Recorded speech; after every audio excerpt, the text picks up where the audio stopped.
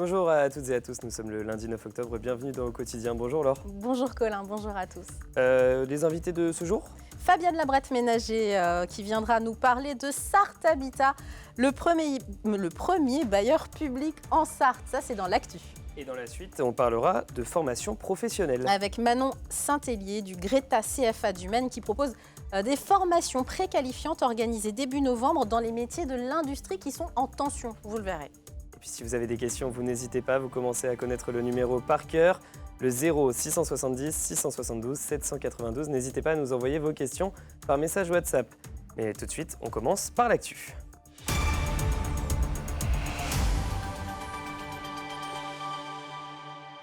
Le journal du lundi 9 octobre avec, au sommaire, un débrayage dans un EHPAD. À Rouezé-sur-Sarthe, une partie du personnel de la maison de retraite Isaac de la Roche est en colère en raison de mauvaises conditions de travail.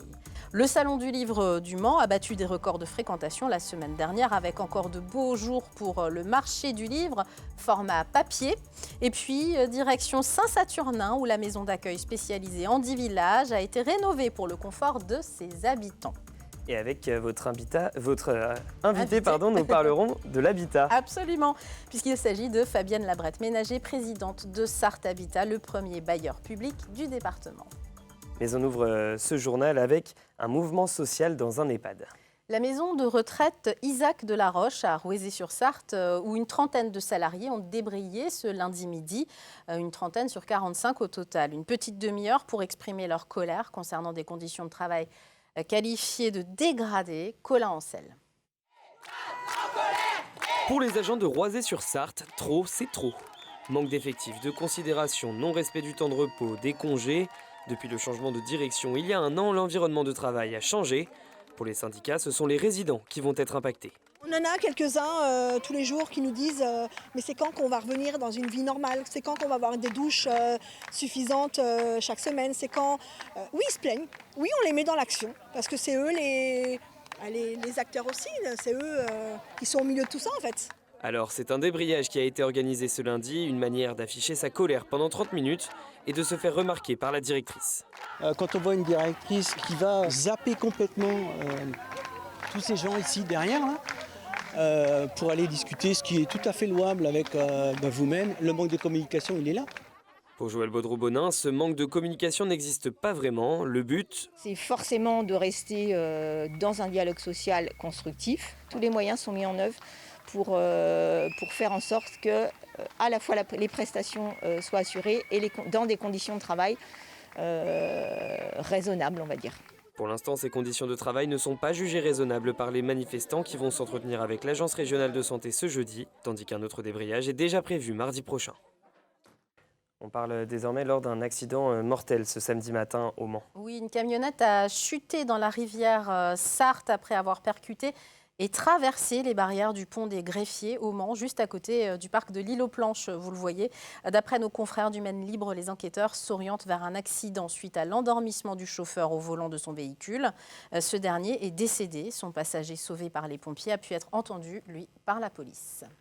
Le salon Faites Lire, toujours aussi apprécié des visiteurs et des libraires. Oui, un succès avec ses 64 500 visiteurs. C'est plus que l'année dernière. Pour les professionnels du livre, c'est aussi un bon moyen de prendre le pouls d'un marché qui a connu plusieurs crises ces derniers temps, notamment la hausse du prix du papier. Alors, les acheteurs sont-ils toujours au rendez-vous? Élément de réponse avec Enzo Maubert. Le livre a un petit objet devenu plus cher. Plus 4 à 8% depuis le début de l'année. En cause, l'inflation et la hausse impressionnante du prix du papier, plus 85% depuis 2021. Pourtant, à en croire les libraires du Mans, le marché se porte très bien, et ce malgré l'inflation. Tout va bien, les gens sont prêts. 20 €, 17 €, 22 €, aucune importance. Les poches à 8 €, 7 €, aucune importance. Les gens, quand ils ont envie, ils achètent. J'ai eu des petits moments d'incertitude, pas pour moi-même, mais est-ce que le public va suivre? Et bien là, on voit que le grand gagnant, c'est le papier. Je pense qu'il y a un comportement d'achat peut-être un peu plus raisonnable, sauf sur un salon où les gens viennent pour se faire plaisir et prendre la dernière nouveauté des auteurs qu'ils aiment. Le fameux papier, celui qu'on touche, qu'on dédicace, aurait-il donc encore de beaux jours devant lui? Cet éditeur sartois en est convaincu. Pour attirer de nouveaux acheteurs, il a fait évoluer sa gamme de livres tout en réduisant les coûts de fabrication. Par exemple, la Sarthe en s'amusant, on a essayé d'utiliser un papier qui est un papier différent, qui nous permet d'avoir un prix de revient un petit peu plus compétitif et donc de proposer un prix au final qui reste encore abordable. Si le prix du livre a augmenté, il devrait désormais se stabiliser. Les ventes de livres neufs ont généré plus de 4 milliards d'euros de chiffre d'affaires en 2022. Un niveau presque jamais atteint en 10 ans. D'accueillante, la ville du Mans doit devenir une ville étudiante et apprenante. Oui, c'est en ces termes que Stéphane Le Foll, président du Mans en métropole, a présenté un projet global et d'envergure pour faire du Mans une vraie ville étudiante avec des investissements immobiliers à hauteur de 38,5 millions d'euros. C'est historique, notamment pour créer un campus universitaire, vous le voyez, plus proche du centre-ville, secteur Gare Sud. Mais aussi, on ouvre les bras aussi à de nouvelles filières et de nouvelles écoles qui vont compléter l'offre déjà présente sur notre territoire. Le Mans compte à ce jour 12 à 13 000 étudiants. Il en faudrait au moins 20 000 pour pouvoir être qualifié de ville universitaire et gagner ainsi en attractivité. Un projet inédit dont nous parlerons ce mardi avec notre invité de l'actu et de la suite, le président du Mans Université, Pascal Leroux. Et maintenant, nous allons parler de la maison d'accueil spécialisée Andy Village, située à Saint-Saturnin, qui a fait peau neuve. Oui, une cérémonie de fin de chantier s'est tenue vendredi 6 octobre. Au total, 48 studios sont rénovés, ainsi que les lieux de vie communs, pour un coût global de près de 4 millions d'euros. Mais dans les faits, qu'est-ce que ça change concrètement pour les résidents? Élément de réponse avec Alexandre Ferrer. Vendredi 6 octobre, la maison d'accueil spécialisée Andy Village a réalisé sa réception des travaux qui ont débuté en septembre 2021. Oui, on est satisfait. Au niveau ouverture, éclairage, c'est bien. Ouais. C'est très bien.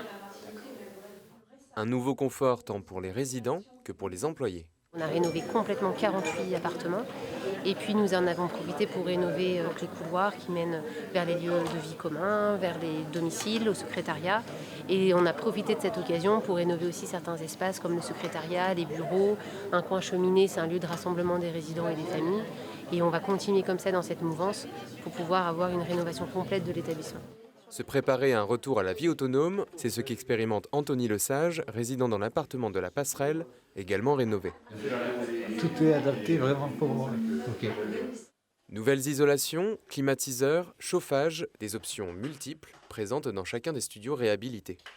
On a pu aménager les appartements, les studios, grâce à des rails au plafond par exemple, pour aider les manutentions physiques des personnes. Donc c'est un confort pour le résident puisqu'il est moins douloureux normalement dans ses manipulations. Et pour les professionnels, ça limite les risques TMS musculaires pour les soulager au maximum parce que c'est un travail extrêmement physique. Le montant total des travaux de rénovation s'élève à 3 955 000 euros. Et alors maintenant, on passe à notre invitée qui est Fabienne Labrette-Ménager, vice-présidente de Sarthe Habitat, le premier bailleur public de la Sarthe. Non, présidente. Elle est présidente. Pardon, de Sarthe Habitat. Ah bah c'est moi qui ai fait une erreur sur la feuille. Excusez-moi, Colin. Fabienne est présidente. Elle est vice-présidente du conseil départemental, en revanche. Et puis maire de Fresnay-sur-Sarthe, bien évidemment. On salue les Fresnois. Sarthe Habitat se dotera dans un peu plus d'un an, on va dire, d'un tout nouveau siège social qui déménage de l'avenue Bollé à la rue des Sables d'Or, boulevard de Morieux, ce quartier où il y a d'autres grands sièges. 18,8 millions d'euros. Pourquoi ce siège ? Ce nouveau siège. Oui, alors c'est une idée qu'on a depuis 2011. Moi, je suis présidente depuis 2011 et ça a été pratiquement ma première délibération que j'ai proposée au conseil d'administration. Alors pour plusieurs choses, parce que d'abord là où on est locataire du département et le département depuis quelques années maintenant souhaite récupérer finalement ses propriétés pour y loger les agents. Et en même temps, d'un autre côté, il fallait trouver un terrain. Oui. Donc on a trouvé un terrain avec le département justement parce que c'était l'ancien foyer de l'enfance. Et donc l'idée c'est d'être sur un bâtiment. Alors ce que l'on souhaitait aussi, c'est d'être sur un bâtiment ultra moderne. que l'on montre ce que l'on sait faire, c'est-à-dire faire du bâti 21e siècle. Haute qualité environnementale. Voilà. Alors on est déjà sur le papier dans les 100 premiers bâtiments de France. L'idée, c'est d'être dans les 10. Donc on a encore un petit peu quelques petites marches, mais l'idée, c'est vraiment ça. Puis on le voit, il est orange, vert, il attire l'œil, ce bâtiment. C'était voulu? C'est ce qu'on voulait. On voulait que les gens se disent, mais il est où le bâtiment Sarthe Habitat? C'est celui qui change de couleur. Voilà. Donc il se fait à côté de la gare, ce qui est intéressant parce que on a pas mal aussi d'agents qui viennent un petit peu partout dans le département. Donc voilà, on est près de la gare. Il y a le bus qui passe. Et puis combien d'agents qui viendront travailler dans ce bâtiment? 150 sur les 200. Ça fait du monde. Ça fait du monde. Et en même temps, on est sur alors ils n'ont pas chacun un bureau. Ce sera des open space un petit peu. Et ce que l'on voulait aussi, c'est quelque chose d'ouvert sur l'extérieur. Donc, on aura un espace de coworking qui permettra aux chefs d'entreprise qui viennent, par exemple, au Mans, qui ont un rendez-vous et qui n'ont pas forcément un lieu, de pouvoir venir donc à Sarthe Habitat. Et puis aussi des locataires, par exemple, qui souhaitent à un moment donné monter leur entreprise, pourront avoir accès à des lieux. Ce sera un lieu d'accueil pour vos locataires. Exactement. Plus de 30 000 locataires sur le territoire de la Sarthe. 33 000 locataires. Sur 190 communes quand même. Alors je voudrais qu'on parle de ces chantiers parce que ça c'est un très très beau projet. Et les chantiers, on le sait, depuis 2020, le Covid, la guerre en Ukraine, le coût des matériaux aujourd'hui sont un petit peu au ralenti. Vous avez quand même des projets de chantiers autres que celui-ci. Aujourd'hui, on a 45 millions de projets qui doivent sortir cette année ou l'année prochaine. Voilà, en appel d'offres. Et c'est important pour vous de continuer pour les locataires, notamment l'offre pour les locataires? Alors, c'est important pour les locataires, c'est important pour les territoires, c'est important pour les entreprises. Nous, aujourd'hui, on se doit aussi d'accompagner l'économie locale. Et quand on travaille quand on fait du bâtiment, on travaille avec l'économie locale, avec les entreprises locales. Et c'est important, quand on est le premier bailleur sartois, de pouvoir contribuer finalement à l'investissement local et puis surtout au fait que les gens travaillent pour eux. Un logement social Sarthe Habitat aujourd'hui, ça s'adresse à qui concrètement? À 70% de la population sartoise. Quand même. Voilà. Ça veut dire c'est-à-dire que pratiquement tout le monde, vos parents, les enfants, voilà. Il faut avoir un minimum de ressources quand même. Alors, on loge tout le monde. Oui. C'est-à-dire que, par exemple, des gens qui ont très peu de ressources, comme des bénéficiaires du RSA, par exemple, on les loge évidemment. Aujourd'hui, on a 50% à peu près de locataires qui perçoivent l'APL et 50% qui ne le perçoivent plus. D'accord. Et on était à 57% il y a quelques années. Donc ça veut dire que les appels ont baissé. Voilà. Et donc ce qui est important aujourd'hui, c'est pouvoir dire que on est un bailleur qui s'occupe de tout le monde et sur tous les territoires. On a des logements aujourd'hui pour des personnes âgées sur les territoires. On a pour les jeunes étudiants, Hermès par exemple au Mans. Il paraît que vous avez même une gendarmerie. On a une gendarmerie à Sablé, à Sablé. Alors on loge les gendarmes. Vous logez les gendarmes, effectivement. On peut parler de logement pour les gendarmes. Et vous avez 9 agences locales sur tout le territoire. Vous avez organisé en avril dernier un dialogue avec vos locataires pour comprendre quels étaient leurs besoins, mais de manière très concrète. Ça s'appelait la grande conversation. Vous attendez le retour. Vous avez un premier bilan. De quel ordre sur ce sujet? Le premier bilan est une très bonne participation. Donc c'était un bus qui passait un petit peu partout. L'idée c'était de recueillir finalement au plus près les doléances ou ce qui allait bien chez les locataires. Et c'est vrai que alors ça fait suite on l'avait fait il y a quelques années, mais là vraiment on a voulu se déplacer au plus près et je crois qu'on a eu une très bonne participation et c'est voilà. Donc on aura les résultats d'ici un mois. Vous nous les transmettrez. Absolument. Et on en fera l'écho. Merci Fabienne Labrette-Ménager, présidente donc, de Sarthe Habitat, d'être venue. Pour les informations, Sarthe Habitat, il y a un numéro de téléphone, un appel non surtaxé 02 43 43 72 72. C'est facile, c'est la Sarthe. Sarthe-habitat.fr pour les infos. Merci. Merci. Allez, alors un dernier mot de sport. Vous le connaissez sans doute comme champion du monde de vélo dans les années 90. Est-ce que vous connaissez Laurent Brochard, le cycliste, comme tous les Sartois, 55 ans aujourd'hui. Il est passé du vélo de route au gravel, ce nouveau sport entre le VTT et la piste. Eh bien, ce dimanche 8 octobre, notre champion ajoute un fait d'armes à son palmarès et devient à nouveau champion du monde de gravel cette fois. Ça s'est passé en Italie. Vous voyez les images et Antoine Besson reviendra bien sûr sur cet exploit dans l'émission 72 Sports après la suite. Et justement, c'est la fin de ce journal, c'est la fin de l'actu. Une page de pub, la météo et on se retrouve dans la suite. À tout de suite.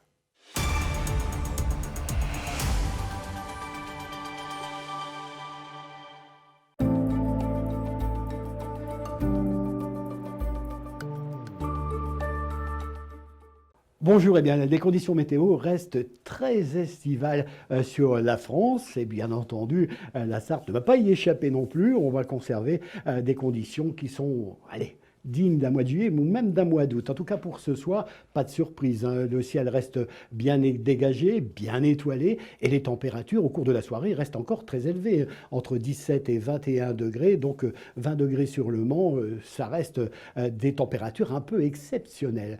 Pour ce mardi, alors le beau temps continue, les conditions anticycloniques persistent. Regardez au petit matin, un peu de fraîcheur par endroit, mais ça reste très confortable, hein. 9 degrés sur Vendôme et 11 degrés sur Le Mans.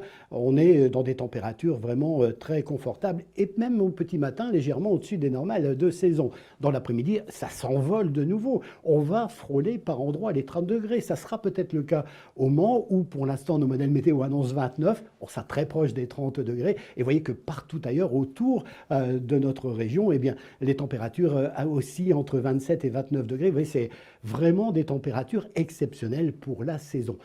Un petit mot sur la tendance pour ces jours suivants. Mercredi, le beau temps se poursuit, hein, pas de souci, du franc soleil, des températures qui faiblissent très légèrement, entre 25 et 27 degrés, ça reste encore très exceptionnel. Et puis c'est à partir de jeudi que la situation météo va commencer à changer. Le mercure va perdre quelques degrés, 24 à 25 degrés, sous un ciel plus partagé entre nuages et belles éclaircies. Et puis pour la fin de la semaine, alors attendez-vous à une dégradation un peu plus importante. Ça sera le cas certainement pour dimanche où on retrouvera des températures autour de 15 degrés. Mais regardez votre agenda, n'oubliez pas demain de fêter les Guilains.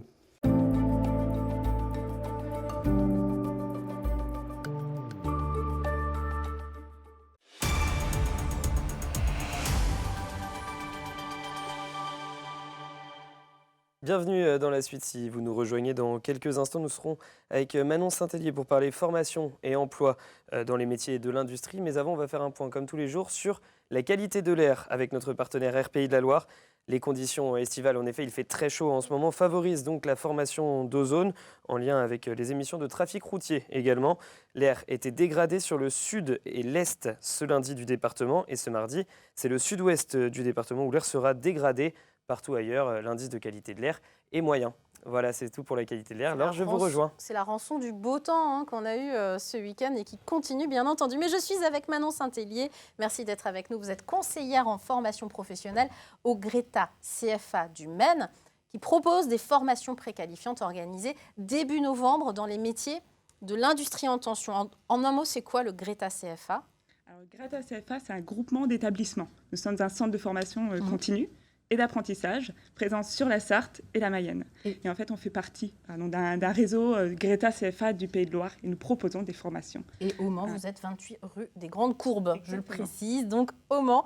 Et vous organisez ces formations préqualifiantes dans les métiers de l'industrie, des métiers, on le sait, on le dit souvent, qui sont en tension. En quoi consistent ces formations concrètement ? Alors en fait, c'est parti de deux constats, c'est des constats assez simples. Finalement, les entreprises aujourd'hui, on le sait tous, ont du mal à recruter. Et d'autre part, elles se rendent compte qu'il y a une pénurie de compétences sur les métiers en tension. Donc avec ma collègue Delphine Rocheteau, nous avons décidé de mettre en place en fait une formation, une préqualification métiers en tension sur les formations, sur la filière industrie pour commencer.